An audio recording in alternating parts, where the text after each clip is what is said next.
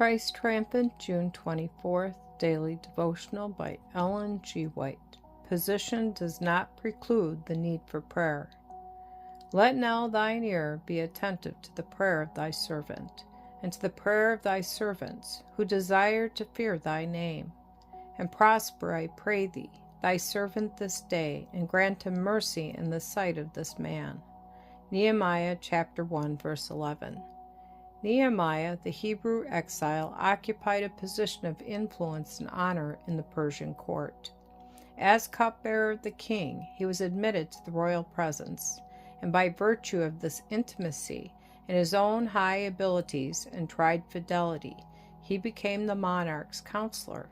He was a man of high principle, unbending integrity, and great sagacity. In that heathen land, surrounded by royal pomp and splendor, Nehemiah did not forget the God of his fathers or the people who had been entrusted with the holy oracles. The dignity of his position did not rob him of his piety or his love for his brethren. He was not ashamed to own his relationship to them and to the truth. He felt that he must honor the truth in all places. He did not make apology for holding a faith distinct from the faith of those in the Persian court. Days of peculiar trial and affliction had come to the chosen city. Messengers from Judah described to Nehemiah its condition. The second temple had been reared, and portions of the city rebuilt, but its prosperity was impeded, the temple service disturbed, and the people kept in constant alarm by the fact that its walls were still in ruins and its gates burned with fire. The capital of Judah was fast becoming a desolate place, and the few inhabitants remaining were deeply embittered by the taunts of their idolatrous assailants. "Where is your God?"